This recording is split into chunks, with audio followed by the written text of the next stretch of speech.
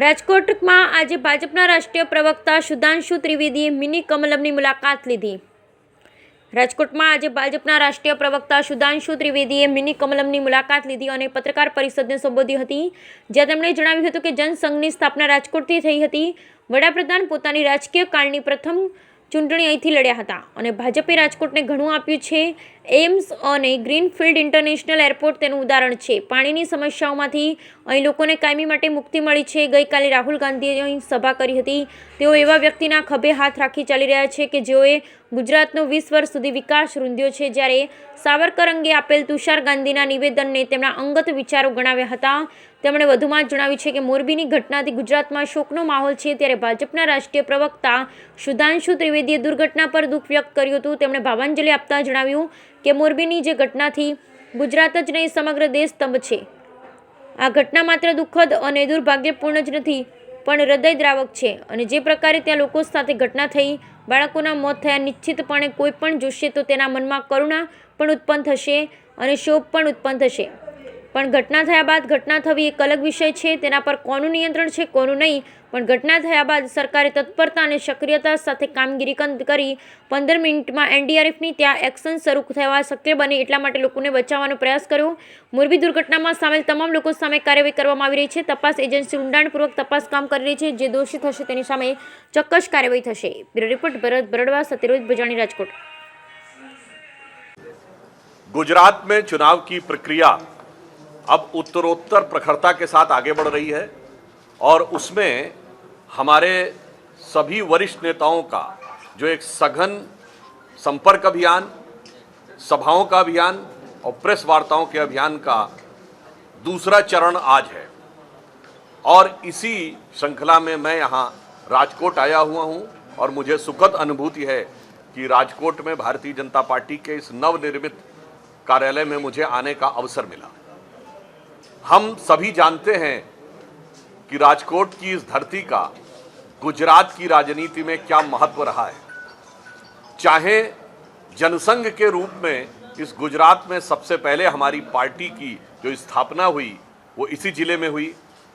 श्री नरेंद्र मोदी जी पहली बार विधायक बने तो यहीं से बने, अनेक मुख्यमंत्री यहाँ से हुए, परंतु आज आप देखें कि जब केंद्र में हमारी सरकार आने की स्थिति बनी तो पहली बार राजकोट को all India institute of medical sciences मिला, अंतर्राष्ट्रीय इंटरनेशनल एयरपोर्ट मिला. आज सोमनाथ से लेके यहाँ तक 6 लेन एक्सप्रेस हाईवे कंप्लीट होने वाला है. चाहे अहमदाबाद से राजकोट तक जो रेल रूट है उसका इलेक्ट्रिफिकेशन हो गया, यानी विकास के नए स्वरूप देखने को मिले. उसी के साथ साथ सौराष्ट्र के क्षेत्र में आप देखें कि गुजरात में बहुत बड़ी समस्या विकास की पानी थी.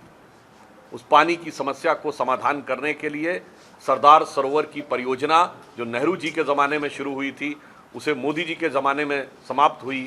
और वो लोग जिन्होंने एड़ी चोटी का जोर लगा दिया कि गुजरात के विकास के सबसे बड़े मील के पत्थर के रूप में से एक यह सरदार सरोवर परियोजना पूरी नहीं होने पाए, जिन लोगों ने राजनैतिक ही नहीं, सामाजिक ही नहीं, कानूनी तरीके से भी राष्ट्रीय, गुजरात तक नहीं, राष्ट्रीय नहीं, अंतर्राष्ट्रीय स्तर तक जाकर अवरोध उत्पन्न करने का प्रयास किया, परंतु मोदी जी के भागीरथ प्रयत्न से वह सफल हुआ.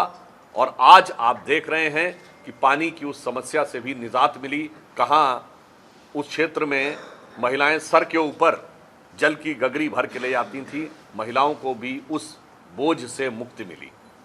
विकास के नए स्वरूप आज हमें दिखाई पड़ रहे हैं.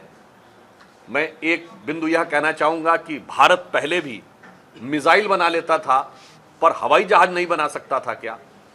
आपने देखा पहली बार ऐसा हुआ है. भारतीय वायुसेना के लिए हवाई जहाज बनाने की एयरबस के साथ कोलैबोरेशन की फैक्ट्री गुजरात में शुरू हो रही है. पहला फाइनेंशियल टेक सिटी अहमदाबाद में शुरू हो रहा है. ये विकास के नए सोपान हैं जो गुजरात में हमारी भारतीय जनता पार्टी की सरकार में भूपेंद्र पटेल जी के नेतृत्व में और मोदी जी के मार्गदर्शन में हमें प्राप्त हुए. परंतु इस धरती के साथ एक अलग प्रकार का भावनात्मक लगाव भी है, क्योंकि भारत के स्वतंत्र होने के बाद सबसे पहले सरदार साहब ने सोमनाथ के मंदिर का जीर्णोद्धार कराया था और उन्होंने कहा था जब जब भारत स्वतंत्र हुआ है तब तब सोमनाथ की पताका ने आकाश को छुआ है। और यदि आज आप देखें तो मोदी जी चाहे महाकाल का कॉरिडोर हो, काशी विश्वनाथ का कॉरिडोर हो, केदारनाथ मंदिर हो अथवा श्री राम जन्मभूमि का भव्य मंदिर हो, तो मैं ये कहना चाहता हूँ कि सरदार साहब के उस विचार को जो सोमनाथ से प्रारंभ हुआ था उसे भारत में यह विराट रूप देने का काम मोदी जी ने किया है। और जिस राजकोट की धरती से मोदी जी ने अपनी राजनीतिक यात्रा का पहला चरण प्रारंभ किया, उसके बाद गुजरात की जनता ने उनको जो स्थान दिया, उसके बाद देश की जनता ने उनको जो स्थान दिया और आज विश्व के सर्वाधिक लोकप्रिय और प्रभावी राष्ट्राध्यक्षों में उनका शुमार है, विश्व के सर्वाधिक लोकप्रिय नेता माने जाते हैं। और उनके बारे में जिन लोगों ने